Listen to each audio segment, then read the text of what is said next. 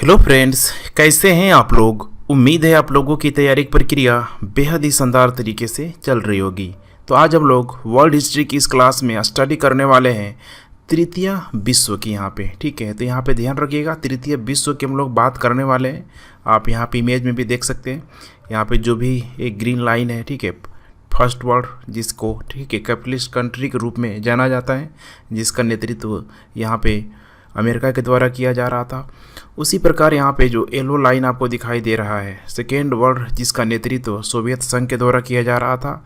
अब यहाँ पे जो थर्ड वर्ल्ड के रूप में यहाँ पे जो दिखाई दे रहा है आपको, ठीक है, बिल्कुल रेड इंक में आपको जो दिखाई दे रहा है यहाँ पे, पूरी तरीके से देखिए इनकी जो संख्या थी उस समय काफ़ी अधिक थी, जनसंख्या के दृष्टि से भी काफ़ी अधिक थे ये लोग। लेकिन हम लोग देखेंगे कि इसकी अवधारणा कब सामने आई, कैसे द्वितीय विश्व युद्ध के बाद धीरे धीरे जो भी उपनिवेश थे आज़ाद होने लगे, और उस शीत युद्ध के संदर्भ में, ठीक है, उस शीत युद्ध के समय में पूरी तरीके से इन्होंने अपने आप को कहीं न कहीं दोनों गुटों से या फिर दोनों विश्व से अलग रखा।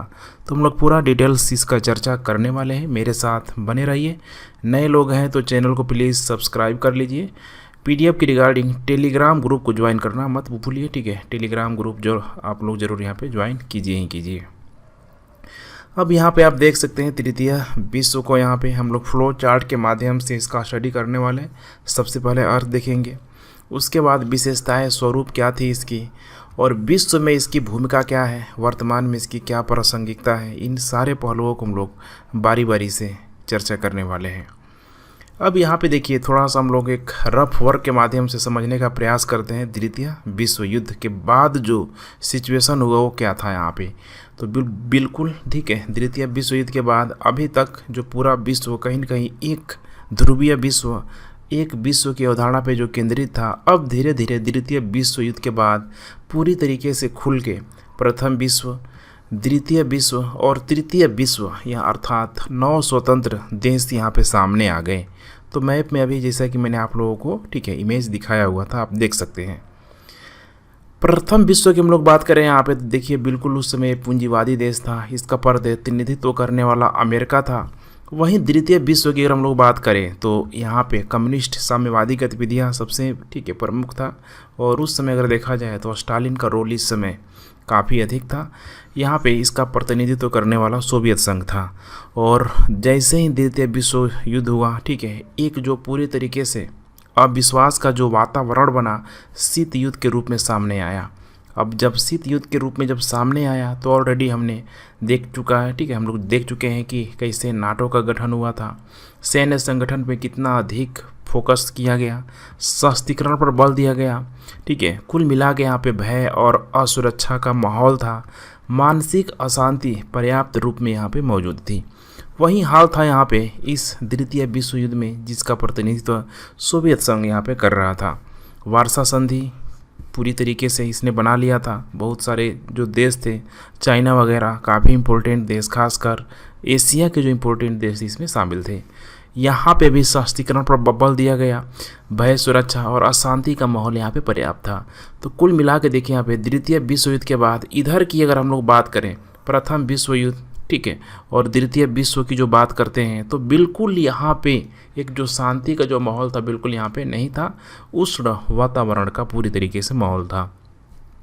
इसी समय इनका जन्म हो रहा है तृतीय विश्व का 9 स्वतंत्र देश के रूप में यहाँ पे। और इन्होंने क्या कहा कि भाई हमें ना प्रथम विश्व में मिलना है ना द्वितीय विश्व में मिलना है, अर्थात ना हमें पूंजीवादी की तरफ झुकना है, ना हमें साम्यवादी की तरफ झुकना है, ना हमें अमेरिका की तरफ झुकना है, ना हमें सोवियत संघ की तरफ झुकना है, बल्कि हमें इन दोनों को साथ में लेके जो भी विचारधाराएं यहाँ पे पूंजीवादी वर्सेस, ठीक है, समाजवादी, साम्यवादी, इन दोनों विचारधाराओं को यहाँ पे लेके चलना है। इसी को यहाँ पे ध्यान में रखते हुए मिश्रित, ध्यान रखिएगा, मिक्स करके लेके चलना, मिश्रित अर्थव्यवस्था को यहाँ पे जन्म दिया गया। यहाँ पे गुलाम, ठीक है, गुलामी से इतने दिनों तक युक्त जो भी देश थे मौजूद थे, औपनिवेशिक शोषण के जो शिकार थे, काफ़ी लंबे लंबे समय तक 150, 200, 250 साल तक इनका शोषण किया गया था। तो इसके वजह से इनका जो आर्थिक स्थिति बहुत ख़राब हो चुकी थी, सामाजिक रूप से बिल्कुल पिछड़ चुके थे। यहाँ पे अशिक्षा, बीमारी, ठीक है, अकाल, वैज्ञानिक, ठीक है, तकनीक की पूरी तरीके से कमी थी। इसके अलावा डाइवर्सिटी तो पूछिए ही मत, विभिन्न धर्म, भाषाई विवाद, ये सारी चीज़ें लगभग जितने भी 9 स्वतंत्र देश थे, तृतीय विश्व थे, वहाँ पे सबसे आम बात थी।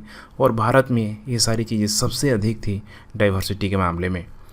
अतः इन्होंने आर्थिक सामाजिक विकास पर बल दिया और इन्होंने बोला कि अगर हमें आर्थिक विकास पे बल देना है, और सबसे बड़ी जो बात होती है संप्रभुता की, ठीक है, जिसको सोवरेनिटी की जो बात की जाती है, अगर हम फिर भी प्रथम विश्व या फिर द्वितीय विश्व युद्ध में शामिल रहेंगे तो ये हमारे पास संप्रभुता रहेगी नहीं, फिर समस्या वहीं की वहीं यहाँ पे मौजूद रहेगी।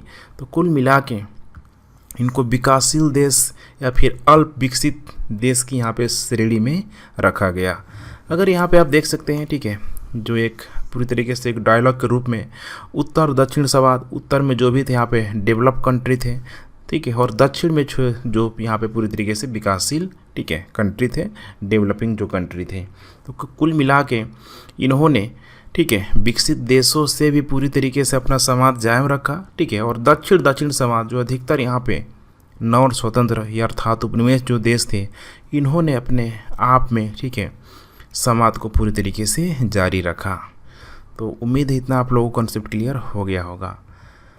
अब आइए हम लोग बात करते हैं यहाँ पे अर्थ की, ठीक है। फ्लो चार्ट के माध्यम से हमने पूरा एक, ठीक है, जो ओवरव्यू हमने ले लिया। अर्थ की बात करें यहाँ पे तो देखिए, द्वितीय विश्व युद्ध के पश्चात विश्व पूंजीवादी एवं साम्यवादी गुटों में विभाजित हो गया था।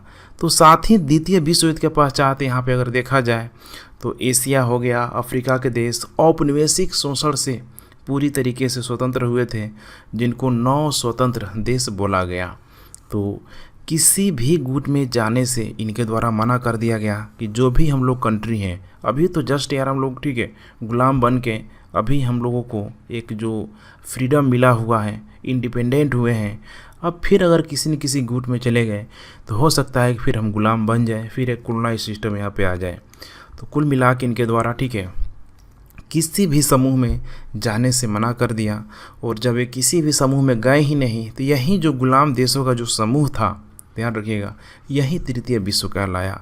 और सर्वप्रथम इसका जो नामकरण दिया फ्रांस के अल्फ्रेड सामी के द्वारा इसका नामकरण किया गया। और यह अस्तित्व कब में आया तो 1955 में बांडुंग सम्मेलन, ध्यान रखिएगा, इंडोनेशिया में एक जगह है, ठीक है, बांडुंग, वहीं पे इसका सम्मेलन किया गया और यहीं पे तृतीय विश्व की पहचान हुई। और इसमें मूलतः अगर देखा जाए तो एशिया और अफ्रीका के कंट्री यहाँ पे बहुतायत मात्रा में मौजूद थे। तो नॉन अलायंस जो मूवमेंट है, अब इन एशियाई अफ्रीकाई देशों का जो प्रतिनिधित्व करने वाले थे ग्लोबल लीडर के रूप में, यहीं से जो नेहरू की जो भूमिका थी, ठीक है, काफ़ी इम्पोर्टेंट यहाँ पे हो जाती है। तो आप यहाँ पे देख सकते हैं बांडुंग सम्मेलन क्या था, तो ध्यान रखिएगा 1955 में इंडोनेशिया में किया गया था, 18 से 24 अप्रैल के बीच किया गया था 1955 में, ठीक है। इंडोनेशिया, म्यांमार हो गया, सिलोन माने उसमें श्रीलंका, भारत और पाकिस्तान द्वारा बांडुंग, ठीक है, एशियाई और अफ्रीकी देशों का पूरी तरीके से समूह था। और उस समय अगर देखा जाए या फिर वर्तमान में भी देखिए तो विश्व की आधी से अधिक जनसंख्या का प्रतिनिधित्व करने वाले उस समय 29 देशों ने इसमें अपने प्रतिनिधित्व करने के लिए, ठीक है, भेजा हुआ था। और यहीं से लोग एक यूनाइट के रूप में, ठीक है, साथ साथ मिलके काम करने लगे। लेकिन यही था, अब साथ साथ मिलके पूरे के पूरे जो यहाँ पे जो कंट्री आए थे, ठीक है, धीरे धीरे इनकी संख्या भी बढ़ती चली गई। लेकिन यही है कि अब देखिए एक उपनिवेश देश है, हमें समझना है उन परिस्थितियों को। अब धीरे धीरे इनकी जो स्थिति थी बहुत बेहतर नहीं थी, अपने आप से खुद इतने आत्मनिर्भर कोई नहीं थे कि भाई खुद से अपना डेवलप कर सकें। तो धीरे धीरे एक जो मिश्रित अर्थव्यवस्था को जो कंसेप्ट निकल के आया, कोई देश, ठीक है, समाजवाद की तरफ झुक गया, कोई देश पूंजीवाद अर्थात कैपिटलिस्ट की तरफ झुक गया। जैसे कि पाकिस्तान वगैरह है, ठीक है, उस समय अच्छा खासा इनका जो झुकाव था अमेरिका की तरफ था, कैपिटलिस्ट की तरफ था। और अमेरिका ने इनको काफ़ी, ठीक है, बेनिफिट भी दिया बहुत सारे क्षेत्रों में। अब बात करते हैं हम लोग यहाँ पे विशेषताओं को लेके, ठीक है, विशेषताएं स्वरूप के रूप में आप इसे समझ सकते हैं। तो भौगोलिक दृष्टि से अगर देखा जाए तो कोई भी ये निकटवर्ती देश नहीं थे। देखिए एक एशिया में, ठीक है, कुछ गिने चुने देश थे, अफ्रीका में गिने चुने देश थे, तो कुल मिला के अगर जियोग्राफिकल लोकेशन की दृष्टि से ये बहुत अधिक निकटवर्ती नहीं थे। गुट निरपेक्ष, ध्यान रखिएगा यहाँ पे, गुट निरपेक्ष का मतलब क्या है यहाँ पे कि यह गुटिया राजनीति का विरोध करते थे कि हमें अब जो हमने बनाया हुआ है ये चीज़ तृतीय विश्व युद्ध की, ठीक है, तृतीय विश्व की अवधारणा से बिल्कुल भिन्न है। यह दरअसल यह कोई गुट नहीं बल्कि गुटिया राजनीति का पूरी तरीके से विरोध करता है कि भाई आप लोग जो गुट बना के इस कोल्ड, ठीक है, वार में जो गुट बना के आप लोग, जैसे कि नाटो हो गया, वारसा हो गया, इन सारे को बना के एक उष्ण वातावरण का जो माहौल रहना है, हमें उसको, इस चीज़ को बढ़ाना नहीं है। हम कोई गुट नहीं बना रहे हैं, ठीक है, ध्यान रखिएगा, हम कोई गुट नहीं बना रहे हैं बल्कि इसका हम विरोध कर रहे हैं, ध्यान रखिएगा, इसीलिए इसे गुट निरपेक्ष बोला गया। अभी से कहा जा रहा है कि उपनिवेशवाद से मुक्त हुए ये पूरी तरीके से देश थे, अतः स्वतंत्र विदेश नीति के माध्यम से अपने आर्थिक, सामाजिक, ठीक है, जो भी विकास करना चाह रहे थे या फिर अपने आप को बेहतर बनाना चाहते थे, ठीक है, पूरी तरीके से इसी गुट निरपेक्ष में ये कायम रहे। इस तरह तृतीय विश्व एक आर्थिक परिभाषा ग्रहण करता है। वस्तुतः ये देश जो भी यहाँ पे था, जैसे कि पॉवर्टी सबसे अधिक था, ठीक है, उसके बाद यहाँ पे बेरोजगारी, ठीक है, उसी तरीके से यहाँ पे हंगरी, भूखमरी, ठीक है, ऋणग्रस्तता, प्रतिकूल यहाँ पे भुगतान संतुलन आदि समस्याओं से लोग पूरी तरीके से उस समय ग्रसित थे और इन समस्याओं से मुक्ति के लिए उन्होंने आर्थिक सामाजिक विकास पर बल दिया। अतः ये विकासशील देश के रूप में पूरी तरीके से विद्यमान है।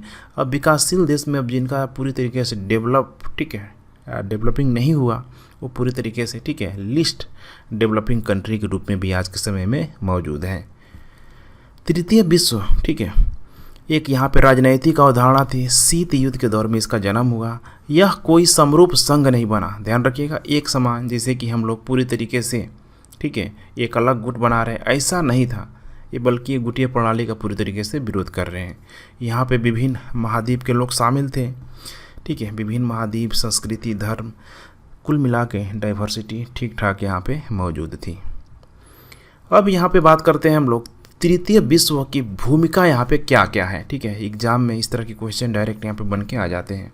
तो देखिए यहाँ पे विभिन्नता मूलक संरचना होने के बावजूद भी तृतीय विश्व ने अंतर्राष्ट्रीय मंच पर, चाहे वो युद्ध संबंधी, ठीक है, साम्राज्यवाद संबंधी, रंग भेद, इन सारी नीतियों को लेके इनके द्वारा पूरी तरीके से एकजुटता का प्रदर्शन किया।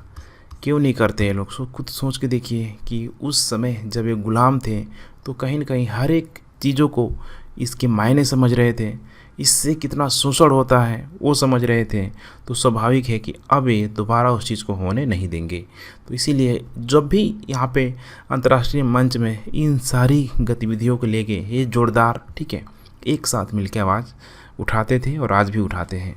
इसके अलावा शांतिपूर्ण सह अस्तित्व, निःशस्त्रीकरण, आत्म निर्णय का खुलकर पूरी तरीके से ये समर्थन भी करते हैं और विदेशी सैन्य अड्डे को पूरी तरीके से इनके द्वारा हतोत्साहित किया गया कि विदेशी सैन्य अड्डा जो भी है, ठीक है, हमारे यहाँ अगर मौजूद है तो उसका सोवरेनिटी के माध्यम से जो हमें दिया गया है उसका हम लोग पूरी तरीके से, ठीक है, प्रयोग करें, ना कि विदेशी लोग यहाँ पे प्रयोग करें।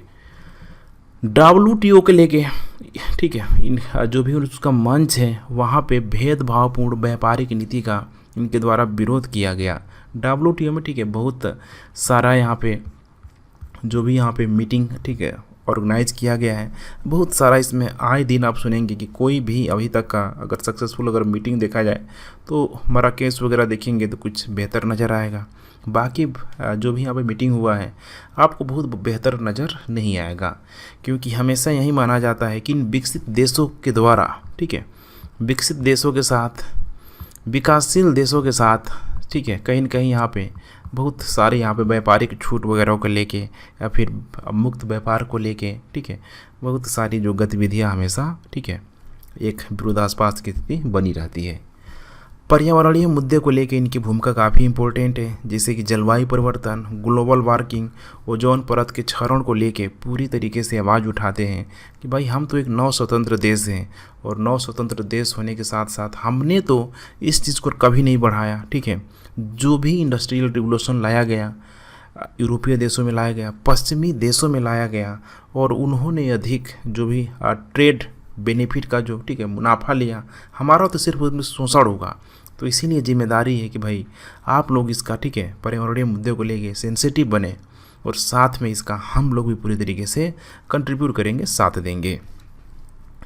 यूएनओ के मंच से ठीक है इन लोगों के द्वारा युद्ध संभावना को ख़त्म करने की बात की गई कि सब बेकार की चीज़ें, ठीक है, पूरी तरीके से युद्ध को ख़त्म होना चाहिए।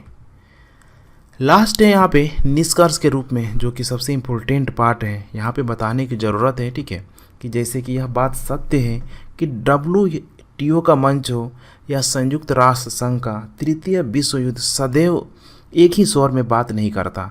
आए दिन आप लोग न्यूज़ पेपर वगैरह में देखते होंगे, ठीक है, जब भी यहाँ पे तृतीय विश्व की जब बात आती है यहाँ पे, तो चूँकि यहाँ पे गरीब कंट्री मौजूद हैं, डेवलपिंग कंट्री मौजूद है, तो वर्तमान में ये सारे जो कंट्री जो भी है, हो सकता है कि कोई कैपिटलिस्ट के रूप में है, कोई कम्युनिस्ट के रूप में मौजूद है, तो इनमें एक समस्या ज़रूर मौजूद है, ठीक है, लेकिन फिर भी ध्यान रखिएगा कि कई बिंदुओं पर ठीक है उनके द्वारा जो असहमति भी दर्शाई गई है और सहमति भी दर्शाई गई है, और यह स्वाभाविक ही है, क्योंकि जो भी संप्रभु देश हैं जिनकी खुद ठीक है सोवरेनिटी जिन देशों के यहाँ पे दिया गया है, खासकर 9 स्वतंत्र देशों को जो दिया गया है, अब उन पे आप ठीक है जोर ज़बरदस्ती नहीं कर सकते हैं। ठीक है, सबसे बड़ी जो यहाँ पे इनके पास इंडिपेंडेंसी है, उनके पास अगर मौजूद है तो वे लोग अपने अकॉर्डिंग उसका प्रयोग करें। इसीलिए यहाँ पे कहा जा रहा है कि यह स्वाभाविक ही है, क्योंकि संप्रभु देशों से अपेक्षा नहीं की जा सकती है कि वे सदैव एक ही सुर में बोलेंगे। वस्तुतः उनके भी अपने राष्ट्रीय हित है कि हमें भाई किस देश के नज़दीक रहने से बेनिफिट होगा, किस देश के साथ अगर रहेंगे तो हमारा आर्थिक विकास होगा। तो इन सारे चीज़ों को लेके उनके पास पूरी तरीके से आज़ादी है। उसके अनुरूप उन्होंने ठीक है उनको आचरण भी करना पड़ता है। कुल मिलाकर तृतीय अगर विश्व एक प्रगतिशीलता के रूप में अगर आप देखें यहाँ पे, तो इसका दूसरा आयाम हमें दिखाई देता है, जहाँ प्रथम एवं द्वितीय विश्व युद्ध का जो जन्म हुआ था, भय, तनाव, सशस्त्रीकरण पर बल दिया गया, वहीं तृतीय विश्व युद्ध ने पूरी तरीके से निःशस्त्रीकरण, शांतिपूर्ण सह अस्तित्व पर बल देते हुए पूरी तरीके से विश्व में एक शांति सह अस्तित्व का वातावरण कायम किया। तो ये था पूरा का पूरा फ्रेंड्स, ठीक है, तृतीय विश्व के बारे में। अब इसको और हम लोग कल बेहतरीन से ठीक है जानने का प्रयास करेंगे, गुट निरपेक्ष आंदोलन के रूप में, नॉन अलायंस मूवमेंट के रूप में पूरा हम लोग विस्तृत तरीके से उसे भी कल जान लेंगे। तो ठीक है फ्रेंड्स, उम्मीद है आप लोग लेक्चर पसंद आ रहा है। लेक्चर पसंद आ रहा है तो प्लीज़ शेयर करते रहें, and thanks for watching and God bless you.